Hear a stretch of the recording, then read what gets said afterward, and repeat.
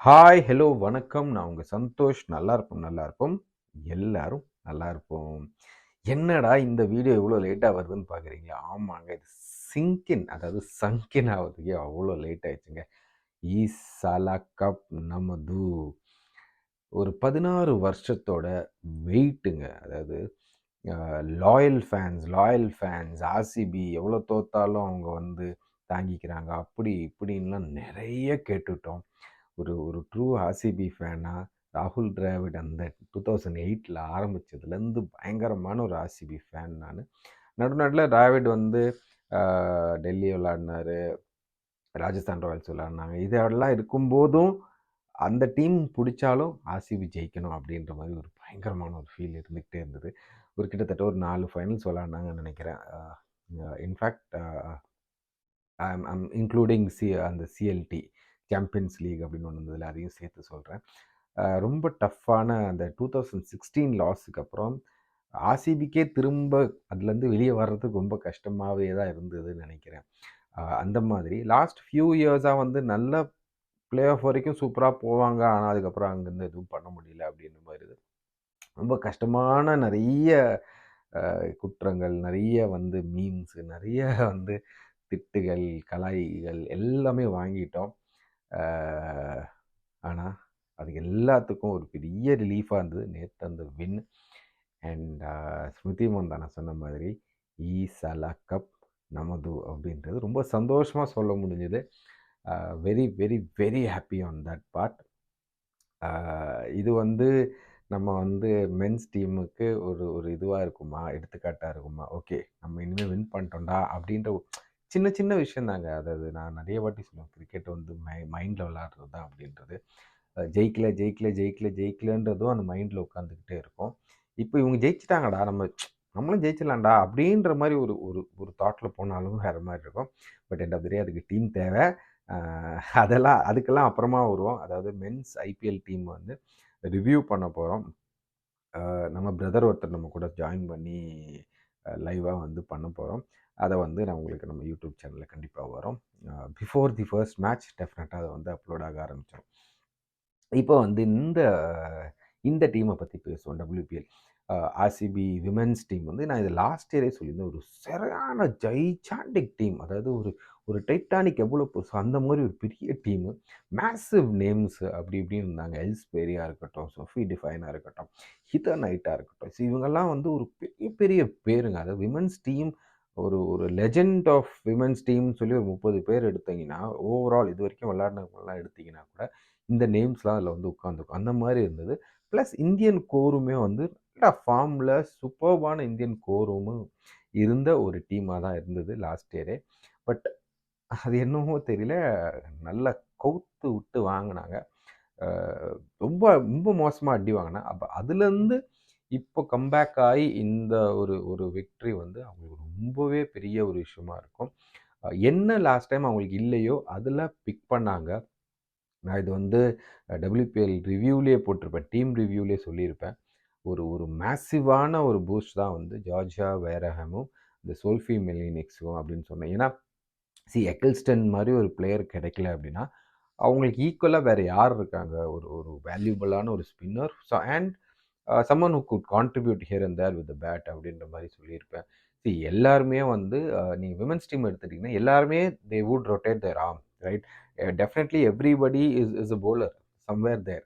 But effective இப்ப நீங்க Sofia எக்கில்ஸ்டன் எடுத்தீங்கன்னா, ஒரு ஒரு ஒரு பேங்க் ஒரு 10 விக்கெட்டு, 15 விக்கெட்டு, 5 ரன்னு அந்த பவர் பிளேல போட்டாலும் 5 ரன்னுக்குள்ள தான் போகும் எக்கானமி. அப்படின்ற சொல்ற மாரி ஒரு ஒரு பேங்க் அது. ஸோ அதே மாரி ஒரு பிளேயர்ஸ் 2 பேர் இவங்க. மேசிவ் இல்லையா? அது நேத்து கேமே எடுத்துக்கிட்டாலும் 6 ஓவருக்கு 60 ரன் இருந்தது. அங்கருந்து அந்த 8வது ஓவர் ஆமா 3 விக்கெட்டு. மேசிவ் பிக் 3 விக்கெட்ஸ் போனது தான் வந்து பெரிய ஒரு விஷயம். அதுலேருந்து தான் ரிட்டர்ன் வந்தாங்க அப்டின்னே சொல்லணும். இதுக்கு இன்னொரு பெரிய விஷயம் அப்டின்னு பார்த்தீங்கன்னா, அதுக்கு முன்னாடி அவங்க வின் பண்ண கேம்ஸு, ரொம்ப டைட் கேம்ஸ்லாம் ஜெயிச்சது வந்து ஒரு பெரிய கான்ஃபிடன்ஸ் கொடுக்கும். இது நெறைய வாட்டி நடக்கிற விஷயம். இப்ப நம்ம ஆர்சிபி மென்ஸ் டீம் எடுத்துக்கிட்டாலேங்க பார்த்தீங்கன்னா, இந்த டைட் கேம்ஸ்லாம் வந்து இவங்க கிட்ட நிக்காம போயிடும். அப்படி போக போக என்ன ஆகும்னா, நமக்கு அடுத்த வாட்டி ஒரு டைட் கேம் வரும்போது, மைண்ட்ல இந்த இது விஷயம் ஓடிக்கிட்டே இருக்கும். So it is very crucial to win those tight games.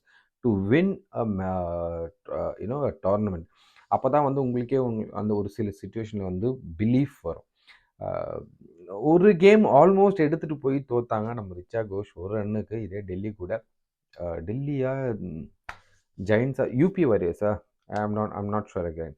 But Richa கோஷை பற்றின இது இது இது வந்து எனக்கு தெரிஞ்ச அண்டர் 19 வேர்ல்டு கப்பா இல்லை இதுக்கு முன்னாடி ஒரு 2 இயர்ஸ் பேக் ஒரு 1 இயர் பேக் 2 இயர்ஸ் பேக் வந்து நான் ஒரு ஒரு வீடியோ போடும்போது ரொம்ப கிளியராக சொல்லியிருப்பேன். ரிச்சா கோஷ் வந்து இந்தியன் விமென் எம்எஸ் தோனி அப்படின்ற மாதிரி நான் வந்து சொல்லியிருப்பேன்.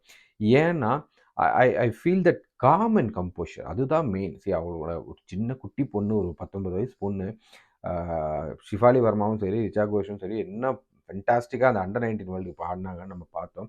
பட் அதை தாண்டி ஒரு காம்னஸ், ஒரு ஒரு கம்போஷர் இருக்குது அந்த பொண்ணுக்கு. ரொம்ப இன்னும் ரொம்ப அசால்ட்டாக, ரொம்ப கேஷுவலாக இருக்கிற மாதிரி இருக்கும் பார்க்கறதுக்கு. ஒரு மூஞ்சில எஃபர்ட்டே இருக்காது. அந்த மாதிரி தான் தெரியும்.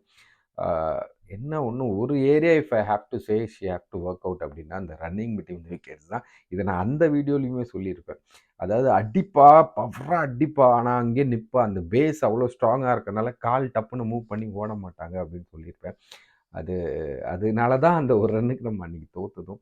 Because our base is so strong. அவங்க வந்து பேஸ் அவ்வளோ ஸ்ட்ராங்காக வச்சு அந்த ஷாட்டுக்கு போனதுக்கப்புறம் அங்கேருந்து அந்த குயிக்காக ஒரு ரன்னை வந்து கிக் ஸ்டார்ட் பண்ண முடியல அப்படின்னு தான் சொல்லணும். பட் எனிவேஸ், அந்தந்த சின்ன சின்ன மேட்சஸ், அந்தந்த குரூஷியல், இன்ஃபேக்ட் வெரி ஃபர்ஸ்ட் கேமே வந்து தோக்க வேண்டிய ஒரு கேமை வந்து புல் பேக் பண்ணி ஜெயிச்சது வந்து அது ஒரு பெரிய ஒரு ஒரு இம்பேக்ட் கொடுத்துருக்கும். அதுக்கப்புறம் இன்னொரு கேம் ஜெயிச்சாங்க. 2 கேம் வந்து ஃபால்டர் பண்ணாங்க. ஐயோ, திரும்பவும் பெங்களூர் மாதிரியே ஆட ஆரம்பிச்சிச்சு அப்படி இப்படின்னு கமெண்ட்ஸ் வந்தது.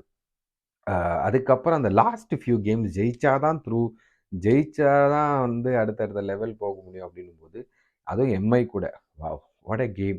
செமிஃபைனல்ஸ் கூட எம்ஐ ஜெயிச்ச ஒரு கேமை புடுங்கி நம்ம விளாடணும் அப்படின்னு சொல்லணும். ஆஷா ஷோபனா, வாவ்! என்ன ஒரு ஒரு ஒரு ஒரு ஒரு ஃபீல்ல அந்த லாஸ்ட் ஓவர் போட்டிருப்பாங்க தெரியுமா அந்த செமிஃபைனல்ஸ், பார்க்கவே சூப்பராக இருந்தது. எனக்கு இன்னும் நல்லா ஞாபகம் இருக்குது. விராட் கோலி போய் முறைப்பார் சூரியகுமார் யாதவ் ஒரு கேமில். கொல்கட்டாக்கு விளையாடிட்டு இருப்பார்னு நினைக்கிறேன். அப்போது கொல்கட்டாவா மும்பையான்னு தெரியல. சூரியகுமார் வந்து சூயிங்காமை போட்டுட்டு இப்படின்னு பண்ணி பண்ணி காட்டுவார். நான் இங்கே தான் இருக்கேன் அப்படின்ற மாதிரி ஏதோ ஒரு இது சொல்லியிருப்பார். அவ்வளோ காமாகவும் அவ்வளோ இதுவாகவும் இருப்பார். அதே மாதிரி தான் ஆஷா ஷோப்னா வந்து நல்லா ஒரு சூயிங்காமை பண்ணிக்கிட்டு நான் பார்த்துக்கிறேன் அது 20 ரன் ஆயிடுச்சு, 10 ரன்னோ 5 ரன்னோ 7 ரன்னோ நான் பார்த்துக்கிறேன் அப்படின்ற மாதிரி ஒரு அந்த அந்த ஒரு பிலீஃப்லாம் வந்து வேறு லெவல். ஆமாம், Asha Shobana first match 5 wicket எடுத்தாங்க. ஆனால் அதுக்கப்புறம் எல்லா மேட்சும் நிறைய அடி தான் வாங்கினாங்க. பட் இருந்தாலும் ஷீ கேம் பேக். அதே விஷயம் தான் Shreyanka Patel, purple cap holder. Shreyanka வந்து இனிஷியலாக வந்து கொஞ்சம் நல்லா ரொம்ப ஸ்ட்ரகிள், எல்லா மேட்சும் ரொம்ப அடி வாங்கியிருந்தாங்க. ஐ ஃபெல்ட் ஓ ஷிட், இந்த பொண்ணுக்கு வந்து ஃபேம் தலையில் அடிச்சிச்சோ. ஏன்னா டு பி வெரி ஆனஸ்ட், இந்த ஹோல் ஆஃப் கேங்லேயே குட்டி பொண்ணுங்க நிறைய பேர். ஸோ ஃபேம் வந்து ஐபிஎல் இந்த டபிள்யூபிஎல்லாம் வந்து தடுக்கவே முடியாதுங்க. அந்த அளவுக்கு ஃபேம் வரும், அந்த அளவுக்கு ஃபேன் ஃபாலோயிங் வரும், அந்த அளவுக்கு ஃபேன் பேஸ் வந்துடும். ஸோ அப்படின்னு இருக்கும்போது it's eventual, it's an very tough task not to be getting stuck into it அப்படின்றது. ஸோ அதில் மாட்டிக்கிடுச்சோ அப்படின்ற ஒரு ஒரு பயத்தில் இருந்தேன். பட் அந்த way that she came back, wow, just amazing. அதுதான் இந்த ஜென்ரேஷனோட இது.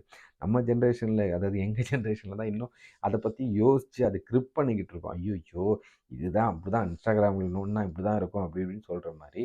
அதெல்லாம் இல்லை. நாங்கள் இந்த நியூ ஜென்ரேஷன். நாங்கள் ஒரு பக்கம் ஃபோனை கையில் வச்சுக்கிட்டு இருந்தாலும் ஃபேம்குள்ளே மாட்ட மாட்டோம். எங்களுக்கு ஃபேம் பிடிக்கும், ஆனால் எங்கள் பெர்ஃபார்மன்ஸ் அதனால் வந்து இம்பேக்ட் ஆகாது அப்படின்ற மாதிரி சூப்பர்வாக காமிச்சா. Perfect example for purple cap. Last ஒரு ஃபியூ கேம்ஸாக சிங்கிள் ஹேண்டடாக வின் பண்ணியும் கொடுத்தா அப்படின்னு சொல்லணும். இன்னொரு பக்கம் எல்ஸ்பேரி சொல்லாமல் எப்படிங்க இருக்குது. எத்தனை ட்ராஃபிங்க அந்த பொம்மை வாங்கி வைக்கும்னே தெரியல.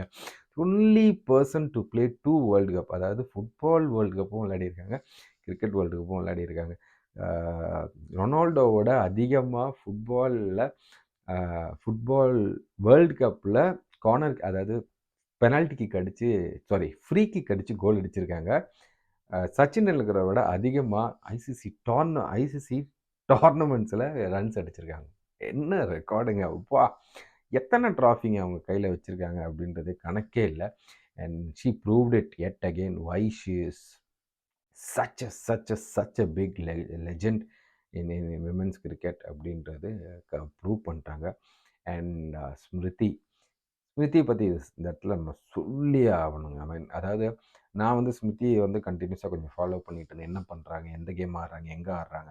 Not just because she is in WPL, but ஓவராலாக வந்து விமென்ஸ்னால் நல்லா விளாட்றாங்க. அங்கங்கே இந்த ஃப்ரான்ச்சைசிஸ்லாம் போய் விளாடுவாங்களே, எங்கே லாஸ்ட் ஃபியூ ஃப்ரான்ச்சைசிஸில் வந்து எதுலேயுமே வந்து ஸ்மிருதி இல்லை.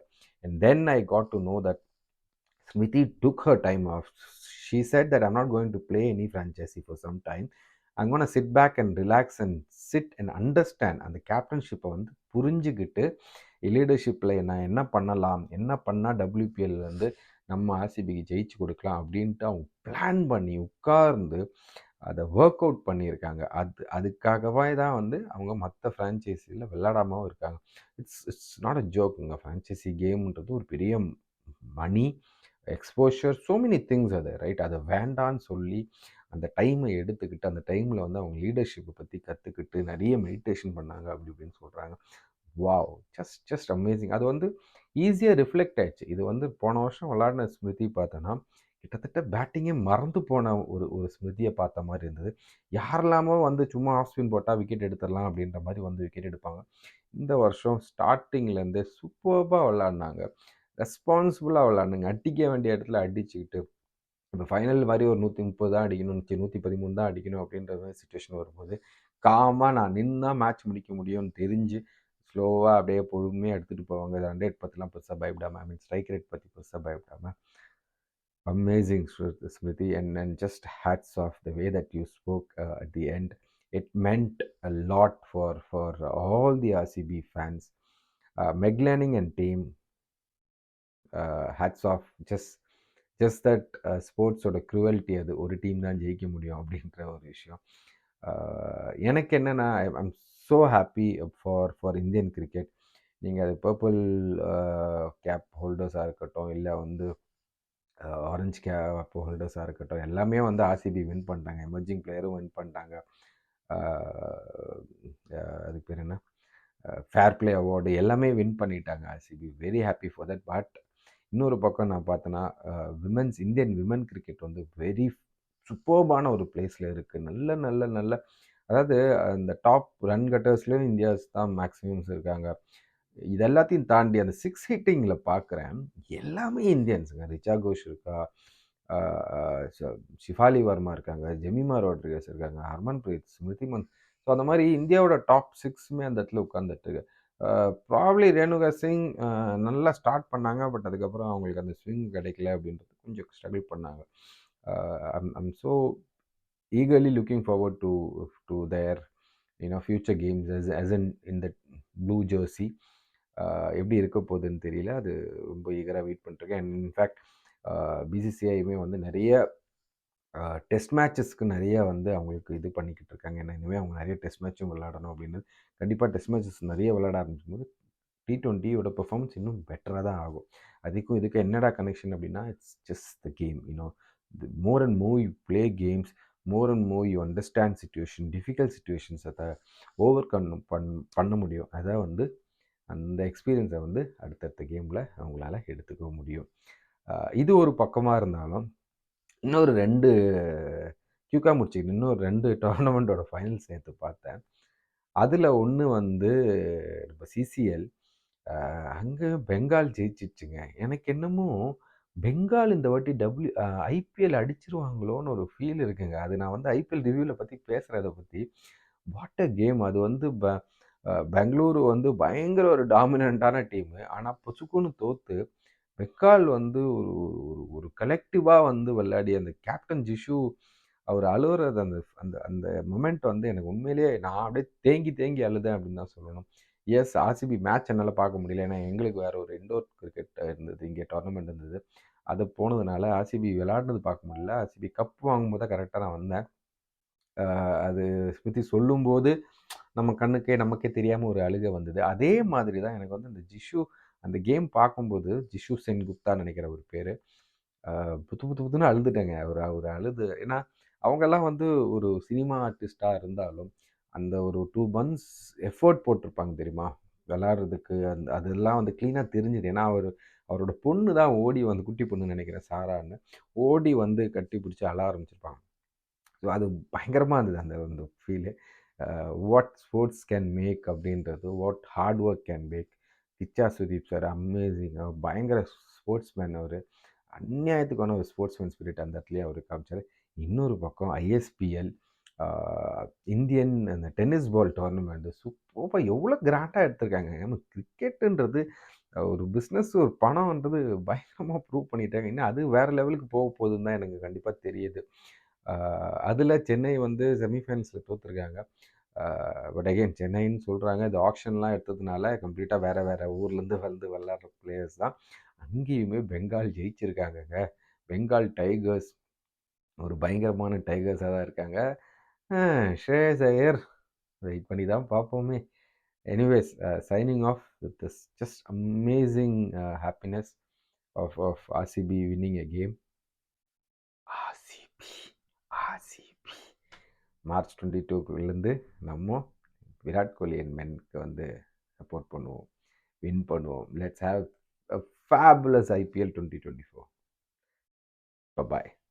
நல்லா இருப்போம், நல்லா இருப்போம். எல்லாரும் நல்லா இருப்போம்.